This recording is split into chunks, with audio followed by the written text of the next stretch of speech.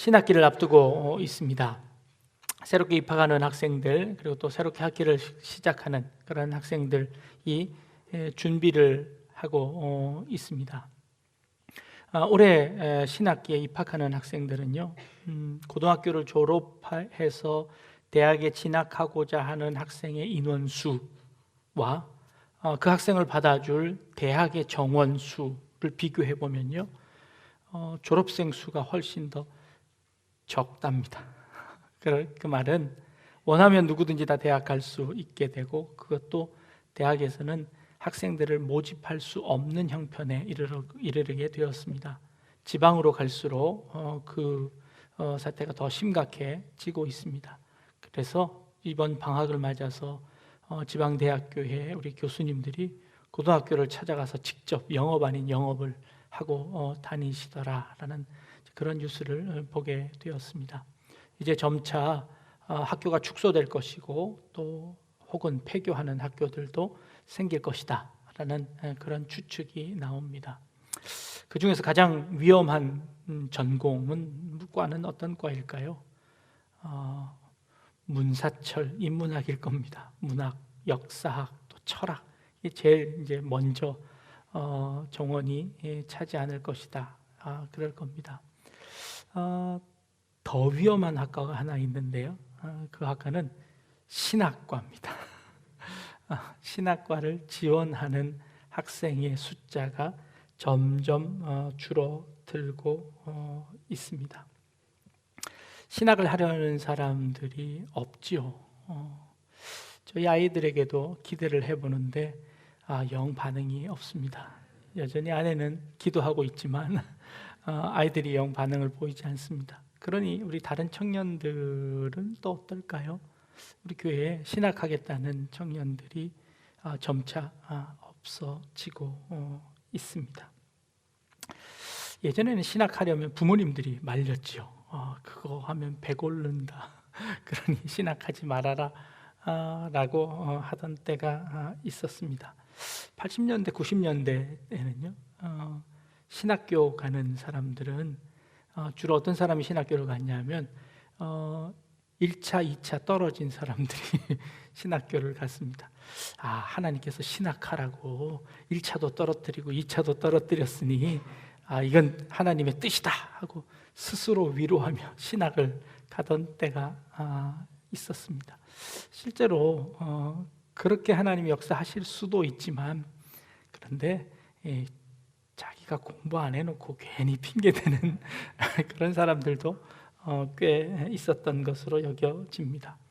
1970년대, 80년대에 그 목회자의 그 직업 순위를 살펴보면 신랑감으로 선호하는 직업 순위가 있었는데, 목사의 직업이 21위였답니다. 20위가 뭐였냐면 이발사였습니다. 이발사보다도 조금 한 단계 낮은 게 이게 목사라는 그런 직업이었습니다. 그러니 신학교 오는 사람들이 있었겠습니까? 이리저리 떨어지면 그 사람이 이제 신학교로 왔었죠. 그런데 그 이후로 한국 교회가 아주 급속적으로 성장을 합니다. 그래서 한국 교회의 위상이 달라지지요. 90년대 후반, 2000년대 오면서 이 신학교 가기가 이제 어려워졌습니다. 제가 입학할 당시만 해도 최소 3대 1이었고 더 많을 때는 5대 1의 경쟁력을 뚫고 신학대학원에 들어가야 했습니다. 그때는요, 재수 3수는 기본이었습니다.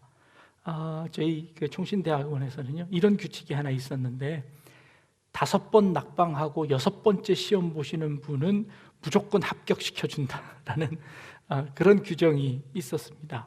왜냐하면 이 시험을 준비하려면 1년 내내 준비를 해야 하는데 5년 동안 아무것도 안 하고 그것만을 위해서 하는 이분들은 진짜 사명이다. 그러니 이분들은 실력이 조금 부족하더라도 신학을 할 수 있도록 해야 된다 라고 해서 그분들을 매년 몇 명씩 그렇게 해서 구제가 되시는 분들이 있었답니다. 그때의 목사 직업의 신뢰도, 신랑감으로서의 그 순위는 어땠을까요? 정확한 그 통계는 아닌데요, 여대학에서 조사해 보았더니 그 당시에 목사의 직업이 직업 순위에서 5위까지 올라갑니다.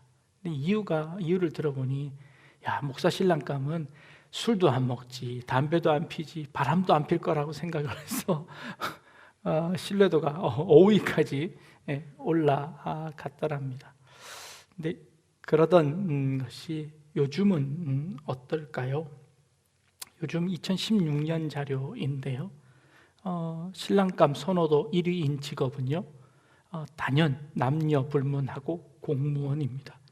그리고 사무직 사원, 금융직, 교사, 연구원, 회계사, 의사, 약사, 법조인, 자영업 순위를 발표하는데 24위까지 발표했는데 거기에 목사가 안 들어갑니다. 24위권 밖으로 이제 밀려난 것 같습니다. 지금 신대원의 경쟁률은요, 1대1이 조금 안 됩니다. 겨우 정원을 맞추거나 한두 명 부족한 그런 상황에 있습니다. 누구든지 원하면 신학대학원을 갈 수 있는데 오지 않는다는 겁니다.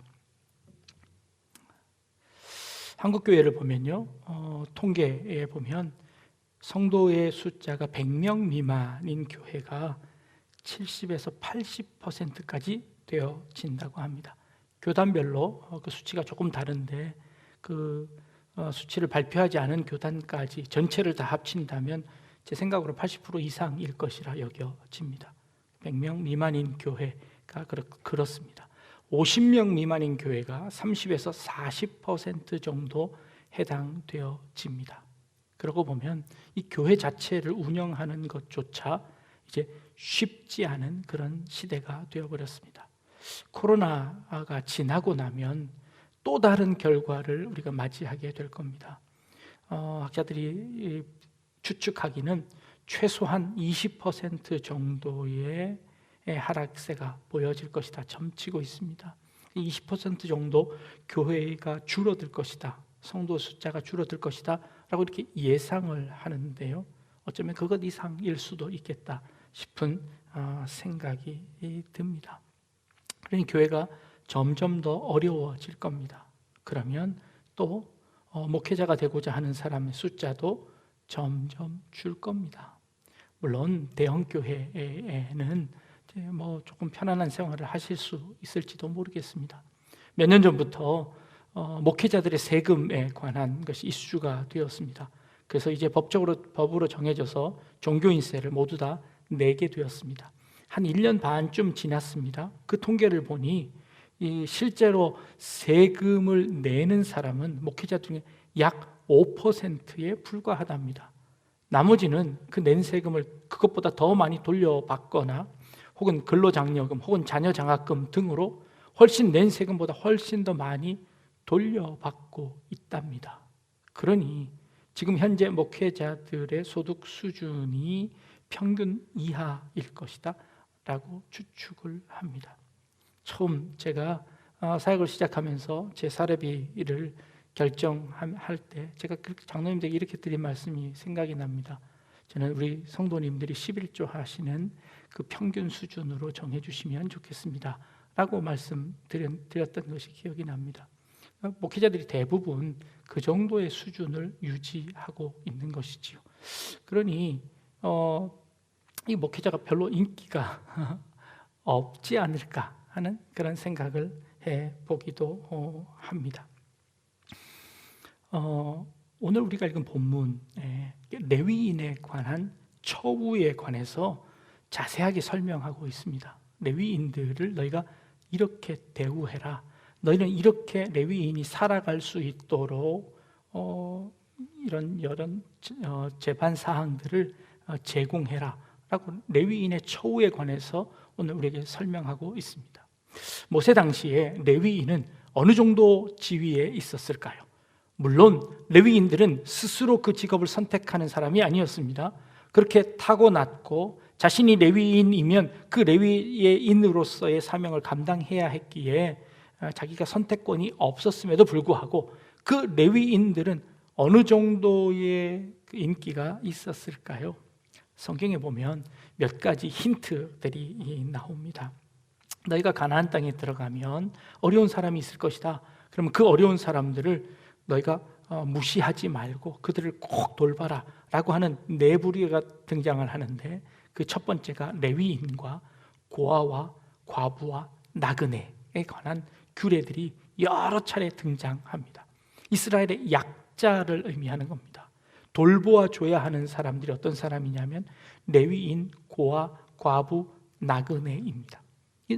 이 부류, 마치 수거처럼 이 네 부류의 사람들은 항상 같이 언급되고 있었습니다. 그러니 이 레위인들의 지위가 그리 높지 않았을 것이다 라고 추측해 볼 수 있습니다. 근데 그것보다 더 명확하게 알 수 있는 사건이 사사기에 등장합니다. 사사기 17장, 18장 정도에 보니까 거기 아주 좀 이상한 사건이 하나 등장을 하는데요. 그 사건은 그 가나안 땅에 미가라는 사람이 있었습니다. 근데 이 미가라는 사람이요, 그 어머니가 재산이 조금 많았던 것 같습니다. 근데 어머니의 재산을 슬쩍 이렇게 감춰서 이렇게 훔쳐냈습니다. 그 훔쳐낸 돈이 얼마였냐면 은 1,100냥이었습니다. 은 1,100냥을 어머니 재산을 슬그머니 이렇게 감춰 놓은 겁니다. 훔쳐간 겁니다. 근데 이 어머니가 그걸 알게 되었죠. 그리고 도대체 이걸 누가 가져갔나 막 수소문해서 찾다가 결국 찾을 수 없자 이 어머니가 어떤 일을 했을까요? 저주를 하는 겁니다. 이 내 돈 훔쳐간 놈은 하나님의 저주를 받을 것이다 하고 막 욕을 하면서 막 온갖 저주를 퍼붓는 겁니다. 그 저주를 옆에서 듣고 있던 이 아들 미가가 양심에 찔렸습니다. 그래서 슬그머니 어머니 앞에 어머니 그 돈 여기 있습니다 하고 이렇게 어머니한테 쓱 내미는 겁니다. 그랬더니 어머니가 그 돈을 아들이 훔쳐갔을 것이라고 상상도 못했는데 이 아들놈이 그걸 훔쳐간 겁니다. 그리고 나서 그 돈을 찾아서 다행이긴 한데 그동안 자기가 퍼부었던 저주가 두려운 겁니다. 그래서 이 저주를 어떻게 하면 좋을까 고민을 하는 겁니다. 그래서 이 미가의 어머니가 찾은 돈 은 1,100냥 중에서 200냥을 뚝 띄어서 은 세공자에게 맡겨서 그 은으로 신상을 하나 만듭니다. 우상을 하나 만드는 겁니다. 그래서 우상을 만들어서 자기 집에 있는 조그만 신당에다가 우상을 만들어 놓고, 그리고 제사장이 입는 에봇과 드라빔을 가져다가 그곳에다가 신전을 하나 만들어 놓는 겁니다. 그리고는 그 신전에서 자기가 했던 모든 저주들이 다 사라지고 하나님의 축복이 내 아들에게 임하기를 원합니다 하고 신상을 떡하니 만들어 놓는 겁니다. 그런데 뭐 하나 부족한 게 있지요. 신상도 있고 신당도 있고 다 있는데 뭐가 없나요? 제사장이 없는 겁니다. 그래서 이 제사장을 어디서 하나 구해와야 될 텐데 하고 생각하고 있던 차에 예루살렘에서 있던 어떤 레위인 한 청년이 그 예루살렘을 떠나서 방황하다가 이 미가의 집에 하루 머물게 됩니다. 자초지종을 물어보았더니 이 레위인이었고 예루살렘에 있던 사람이었습니다. 옳거니 잘 됐다. 이 미가가 이 레위인 청년에게 제안을 합니다. 너 딴 데 돌아다니지 말고 우리 집에 와서 우리 집의 제사장이 되라. 그러면 내가 너를 제사장으로 그리고 나의 아버지로 섬길 테니까 내 제사장이 되라 라고 말하는 겁니다. 그러면서 이 미가가 슬그머니 연봉 협상을 하네요. 내가 1년에 은 10냥하고 옷 한 벌하고 먹을 것 줄 테니까 우리 집의 제사장이 되십시오 하고 부탁하는 겁니다. 연봉이 얼마라고요? 은 10냥입니다. 잊어버린 돌이 얼마라고요? 1,100냥이고 우상 하나 만드는데 200냥 쏟아부었습니다. 그런데 이 레위인에게 은 10냥 그것도 연봉으로 주고 있으라고 하는데 이 레위인 청년이요 옳거니 하고 그 집에 눌러앉기로 한 겁니다. 그런데 성경에 뭐라고 표현하냐면요, 그렇게 있기 시작하면서 이 레위인 청년은 그 미가의 아들 중에 한 사람처럼 되더라 하고 성경은 기록합니다. 너는 우리 집의 제사장이 되고 우리의 아버지가 되라고 불러놓고는 그 은 10냥 연봉으로 주고 나서는 고용자가 되어버렸습니다. 그리고는 나를 위해 축복을 빌어줄 아들처럼 취급하기 시작해버렸습니다. 이게 레위인의 위치였습니다. 레위인이 이런 지경까지 처해지고 말았습니다. 그런데 어느 날 그 지역을 지나는 단 지파의 5명의 정탐꾼이 있었습니다. 이 5명의 정탐꾼은요, 단 지파가 그때까지만 해도 하나님께서 정해주신 그 땅을 점령하지 못하고 자기들이 살 땅을 이리저리 찾아다니고 있던 그런 때였습니다. 5명의 정탐꾼을 그 근처로 보냈는데 이 미가의 집에 슬쩍 머물다 보니까 거기 제사장이 있는 겁니다. 그래서 그 제사장이 물어봅니다. 우리 단 지파에게 하나님이 약속하신 그 땅을 우리가 찾을 수 있겠습니까? 이 레위 청년이 그 신전에서 기도를 하는데 하나님께서 응답을 주십니다. 너희가 조금 지나면요, 라이스라는 땅이 있는데 그 라이스라는 땅은 그 땅 사는 사람들이 되게 순한 사람이니까 그곳에 가면 너희들이 쉽게 그 땅을 얻을 수 있을 것이다 라고 좋은 조언을 해줍니다. 그래서 이 단지파는요, 600명의 군대를 데리고 가서 그 라이스 지역을, 그 순한 사람들을 완전히 전멸해버리고 그곳을 이 단지파가 점령해버립니다. 사실 이 라이스 지역은요, 하나님께서 단지파에게 준 땅이 아니었습니다. 자기에게 준 땅은 내버려 두고 다른 땅 가서 그 땅 사람들 진멸하고 그 땅을 차지해버린 겁니다. 그리고 그 땅을 딱 차지하고 나서는요, 이 미가의 집에 있던 제사장이 기억이 난 겁니다. 야, 그 제사장 용하게 마치니까 그 제사장 우리가 데리고 오자. 그래서 군대를 시켜서 미가의 집으로 보냅니다. 그리고는 그 제사장에 가서 이야기합니다. 너는 이 한 집의 제사장을 할래? 아니면 한 지파의 제사장을 할래? 연봉은 정확하게 나와 있지 않는데요, 아마 한 2배쯤은 주지 않았을까요? 한 3배 줬을까요? 미가가 뭐라고, 그 레위 청년이 뭐라고 했을까요? 좋다고 하고 그를 따라갑니다. 따라가면서 뭐 했을까요? 자기가 섬겼던 그 은 200냥으로 만들었던 그 신상도요, 그리고 제사장이 입는 옷 에봇도요, 모든 제사 지내는 모든 것들을 몽땅 훔쳐가지고 단 지파의 제사장으로 훌쩍 도망가 버립니다. 미가가 집에 돌아왔다가 깜짝 놀라지요. 그리고는 단 지파에게 쫓아갑니다. 어찌 이럴 수 있습니까? 그러자 단 지파가 칼을 쭉 뽑아들고 너 한마디만 더 하면 너 여기서 죽어. 미가가 얼른 주랭랑치고 도망가 버립니다. 이 사건이 지금 사사기 17장, 18장에 나오는 사건입니다. 그런데 이 청년의 이름이 18장 마지막 부분에 슬그머니 등장합니다. 이 청년의 이름은요, 요나단이라는 청년이었습니다. 근데 이 요나단이라는 청년의 아버지 이름이 뭔지 아십니까? 게르솜이라고 성경은 밝힙니다. 게르솜은 누군지 아십니까? 게르솜은 모세의 장남입니다. 모세의 아들이 게르솜입니다. 그 모세의 손자가 바로 이 요나단이었습니다. 그 예루살렘을 떠나서, 베들레헴을 떠나서 그 유리하던 레위 청년이 누구였냐면 바로 모세의 손자였습니다. 모세의 손자가, 그 모세가 죽고 여호수아가 죽고 이스라엘 백성들이 그 가나안 땅에서 먹고 살 게 없어서, 일할 곳이 없어서, 예배 드릴 곳이 없어서 그가 방황하며 유리하다가 그저 연봉 은 10냥에 팔려서 그 미가의 집에서 아들 노릇하면서 제사장직을 하고 살아갈 수밖에 없었, 그런 상황 속에 빠져 있었습니다. 이게 레위인의 신세였습니다. 모세는요, 너희가 가나안 땅에 들어가거든 레위인에게 이렇게 해라. 레위인 제사장들은 백성들이 제물을 가지고 와서 하나님께 예배드리면 그 예배드린 그 제물 중에서 일부분을 그의 소유가 되게 해라.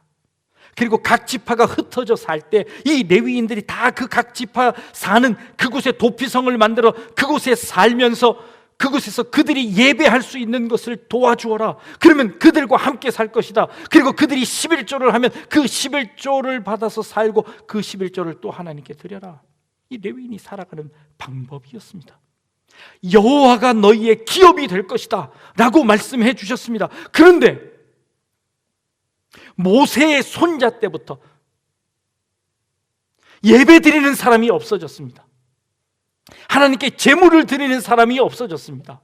더 이상 그 예배를 수종들 일이 없어져서 모세의 손자가 방황하는 일이 생겨져 버렸습니다. 부자가 망하면 그래도 3대는 간다는데, 아니 그런 민족의 지도자였던 모세의 손자입니다. 그 기적들을 다 함께 보아왔던 그 손주가 지금 이렇게 돈에 팔려 다니고 있습니다. 그 돈 몇 푼에 이리 팔렸다 저리 팔렸다 왔다 갔다 하는 그런 사람들이 되어 버렸습니다. 이게 레위인의 지위입니다. 지금 한국교회와 별반 다르지 않지 않습니까? 한국교회가 어려워졌습니다. 코로나 지난 이후에 어떤 교회의 모습이 되어질지 거의 상상이 되지 않습니다. 이런 상황 속에서 우리 목회자들이 도덕적으로 훨씬 더 타락해 버렸습니다. 그래서 종교인으로서의 존경과 종교인으로서의 위상들을 다 잃어버렸습니다. 목회자들의 잘못입니다. 머리 숙여 사과합니다. 그러나 이 모습은요, 결코 레위인만의 잘못이 아닙니다. 레위인은요, 이스라엘 백성들의 샘플이었습니다. 표본이었습니다. 그들은 마치 리트머스 종이와 같은 그런 존재입니다. 이 레위인의 존재가요, 이스라엘 백성들을 대표하는 겁니다. 레위인이 왜 그렇게 헤매고 다닐까요? 제사하는 사람이 없었습니다. 예배하는 사람이 없었습니다. 하나님께 제물을 가지고 오는 사람이 없었습니다. 더 이상 예배를 수종들 일이 없었습니다. 모든 사람들이 그 가나안 땅에 들어가자마자 그 가나안의 신들에게 무릎 꿇기 시작했습니다. 그리고 그 가나안 신들에게 제사하기 시작했습니다. 하나님께 제사하는 사람들이 사라져 버렸습니다. 레위인이 설 땅이 없어졌습니다. 레위인들의 잘못이지요. 하나님께 예배하도록 잘 가르치지 못했습니다. 하나님께 예배하는 삶을 보여주지 못했습니다. 오히려 그들과 함께 돈을 따라 움직이는 사람들이 되어버렸습니다. 그 모습은 레위인의 잘못이기도 하지만 그러나 역시 이스라엘 모든 백성들의 잘못입니다. 하나님께서 레위인에게 말합니다. 너희의 기업은 여호와가 될 것이다. 너희의 기업은 여호와가 될 것이다. 여호와가 너희의 기업이다 라고 말씀하십니다. 이 레위인에게 말씀은요, 레위인에게만 해당되는 말씀이 아닙니다. 여러분들의 우리 모든 성도님들은요, 마치 레위인처럼 제사장처럼 하나님께 선택받은 자들입니다. 우리의 기업은 레위인처럼 여호와가 우리의 기업입니다. 지난주에 살펴보았습니다. 이 시대의 참된 왕은 누구시라고요? 하나님이십니다. 이 땅의 왕은 그 참된 왕이신 하나님을 잘 섬기는 자가 이 땅의 왕이 되어 될 것이다 라고 이야기합니다. 사사기를 마감하는 맨 마지막 절에 그들에게 왕이 없으므로 그들이 자기 소견에 옳은 대로 행하더라 라고 사사기서는 마치고 있습니다. 마지막 절 그렇게 기록합니다. 그들에게 왕이 없었습니다. 그들은 하나님을 왕으로 섬기지 않았습니다. 그들은 하나님을 자신의 기업이라고 생각하지 않았습니다. 그들은 하나님을 섬기지 않고 하나님께 예배하지 않았고 하나님께 나오지 않았고 하나님께 무릎 꿇지 않는 사람이었습니다. 그래서 그들의 모든 백성으로부터 레위인의 제사장에 이르기까지 총체적으로 타락이 일어났고 결국 그 땅은 망하게 되었습니다. 이것이 바로 지금 우리의 모습입니다. 염려하는 우리의 모습입니다. 우리가 올바로 서야겠습니다. 목회자들이, 레위인들이, 또 우리 성도님들이 이 세상의 제사장으로, 레위인으로서 정말 여호와만이 우리의 기업이십니다. 여호와만이 우리의 참된 왕이십니다 라고 고백할 수 있는 우리 성도님들 될 수 있기를 바랍니다. 우리에게 있었던 그 영광이 우리 한국 땅에 복음이 전파되어지고 이제 불과 100년이 조금 지나는 이 즈음에 우리는 그 영광을 다 잃어버렸습니다. 하나님께서 우리에게 주신 그 축복들을 다 돈으로 바꾸어 버렸습니다. 세상 것들로 다 바꾸어 버렸습니다. 세상의 기준으로 다 바꾸어 버렸습니다. 우리의 기업은, 내가 의지할 수 있는 것은, 내가 믿는 것은 모두 세상 기준으로 바뀌어져 버렸습니다. 아니요, 우리가 의지해야 하고 우리가 기준으로 삼아야 하는 것, 우리의 기업은 여호와이신 줄로 믿습니다. 우리 약대중앙교회 성도님들 한 분 한 분들, 여러분들의 삶의 기준, 삶의 목표가 하나님이 되실 수 있기를 바랍니다. 하나님이 우리의 기업 되십니다. 기도하겠습니다. 여호와께서 그들의 기업이 될 것입니다. 말씀하신, 약속하신, 명령하신 그 하나님의 음성을 듣기를 원합니다. 시대가 바뀌고 환경이 바뀌어도 우리의 마음 변치 않게 하시고 하나님을 향하여 흔들리지 않는 믿음을 가지는 저희들의 삶이 되게 하여 주옵소서. 예수님의 이름으로 기도합니다. 아멘. 네,